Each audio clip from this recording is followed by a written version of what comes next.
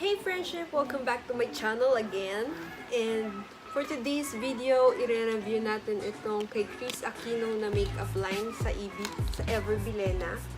Ayan. And meron akong foundation ngayon, so aalisin muna natin. And guys, sa pag-aalis ng makeup, gagamitin ko na to. Ito yung binili ko sa may Watson's Miniso, sorry. And favorite ko talaga to. Alisin muna natin yung makeup ko kasi parang magiging bias naman kung may base na ako, diba? Binili ko lang siya guys today and naka 1,010 ako. 1,010. Yes, tama. 1,010. And then, nagkaroon ako ng free na mirror with Kris Aquino. Yan. Kasi dalawa yung pamimilian. Pag naka 750 pesos ka is pouch. And then, pag naka 850 pesos ka, is yung salamin. Marami naman akong makeup, tawag dito, marami naman akong makeup kit na lagayan. Kaya yung, kinuha ko na lang is yung salamin.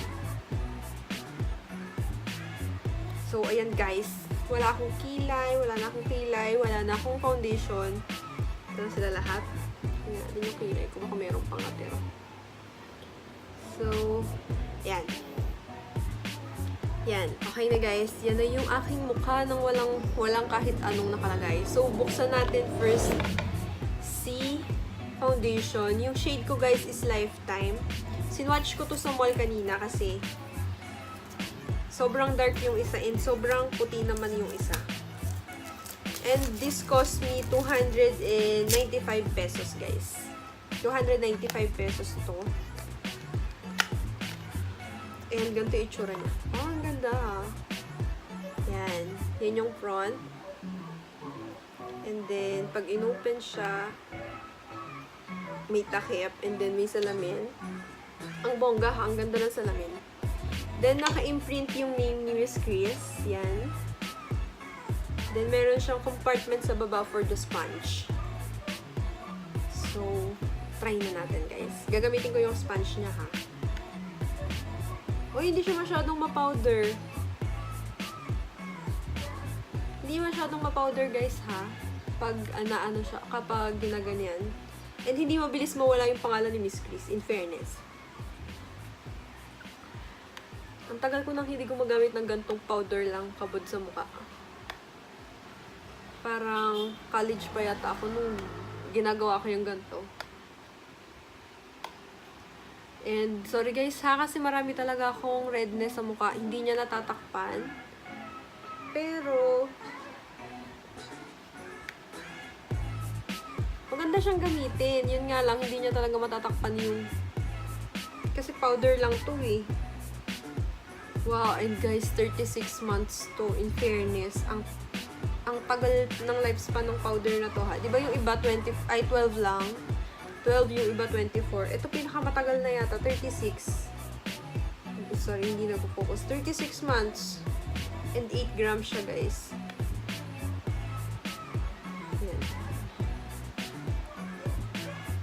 So, ayan na guys. As nakita nyo yung kanina, nung inalis ko yung makeup ko, medyo nawala naman yung mga mark ko. Yung mga redness, medyo natakpan naman niya. And hindi siya katulad ng ibang powder na ginagamit ko na napupasok sa mga line ko dito sa ilalim ng mata. Ito, hindi naman. Wala naman siyang ganung ganap. Lagyan natin yung under eye ko ulit. Kasi maitim talaga yung under eye ko. Wala siyang ganung ganap. And then sa dryness ko, may dryness kasi ako dito sa gilid ng ilong.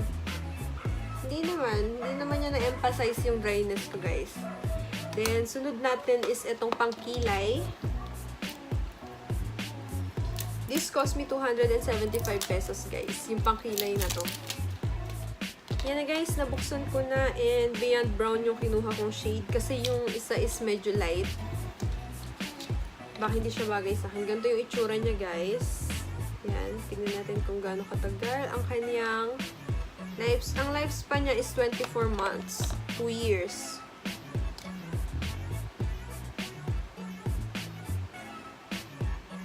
In fairness, madali siyang i-glide. Tingnan natin. Ito sa kilay. Oh, kita nyo yun? Nakita nyo yan? Nakita nyo yan, guys?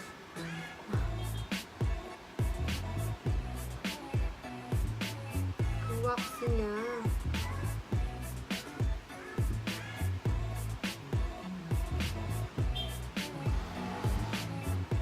Sorry guys ha, may dumadaan-daan. Nakabukas kasi minta ako. Grabe ang waxy nito. Ang dali niyang ipang kilay, guys. Sobrang dali. Ayan o, nakikita niyo ba? Isang ganun pa lang. Kita na siya talaga.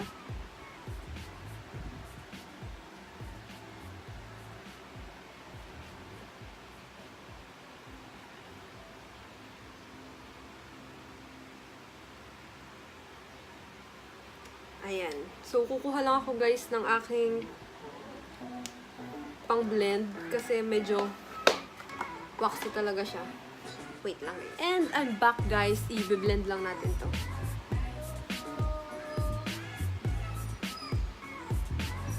Yan.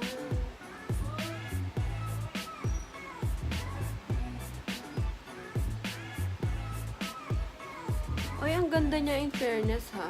Nagmukhang makapal ang aking kilay. Mukha akong galit. Pala yung brow mascara. Oy, in fairness. Ayan, maliit. Ayos to. Kasi yung iba sobrang laki na ang kanilang wand. And pag malaki yung wand, nahihirapan akong ilagay siya sa kilay. Ang ganda nito guys.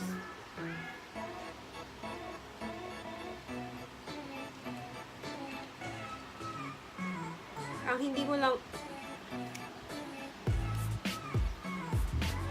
alam kung ilang grams to. Check na natin yung box.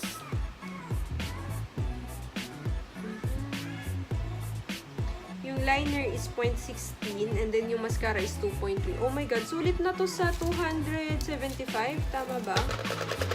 Yeah, sulit na to sa 275 pesos. Kesa bumili kayo nung magkahiwalay na brow cara and yun. Ano kasi tawag doon? Nakalimutan ko yung tawag, nakakainis. So, yan na yung ating kilay and susunod natin yung blush. Eto na guys, isusunod na natin ang aking favorite part which is blush dahil kung galit yung kilay ko, no? Parang ang kapal niya tignan sa camera pero sa personal, hindi naman guys. Hindi siya makapal tingnan. Ay, magpabukas. Grabe, inano ko na. Kinagat ko na. Okay lang yun. Ako lang naman yung gagamit.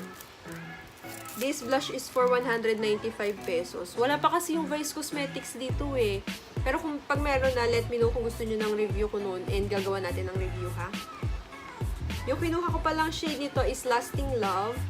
And guys, 36 months din to. Paraben free and cruelty free siya. Yan. And nakalagay siya sa ganito. Yan, naka-plastic siyang ganyan. And ito yung product. Yan, meron siyang 2 grams. Parang mas malaki pa yung Careline dito, no? Tapos medyo mahal to, 195. Yung Careline, 99 lang. Sobrang creamy, guys. Ito siya. Ito yung shade niya. Wala kang gantong shade. Ay, yun lang. Powdery yung blush. Pero yung powder, hindi. Hindi na natin. Ganyan ba kayo mag-blush? Nag-smile din kayo?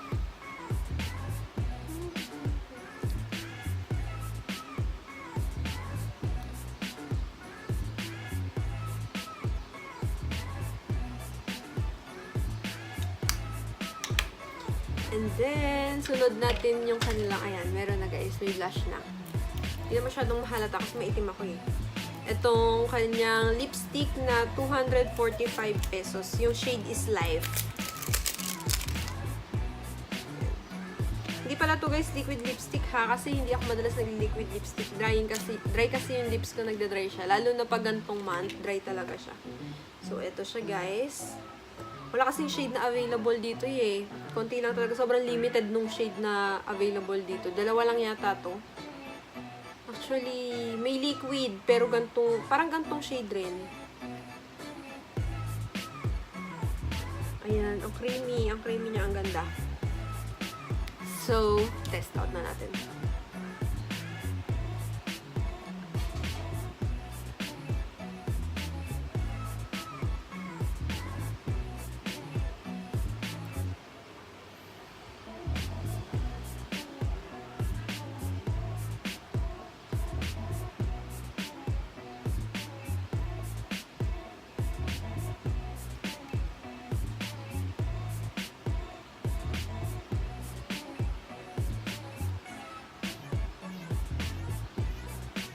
Ayan siya. Ang ganda. Ang ganda ng shade na to. Oh, retractable din pala siya. And yung tingnan natin yung lifespan nito. 24 months siya, guys. And meron siyang 2.5 grams na laman. Ang ganda nito, guys. So, yan na, guys. Tingnan nyo. Ayan na. Ito na yung final look na nagawa ko. Ang ganda ng pangkilay. Love ko yung pangkilay. Etong powder, gusto ko din to.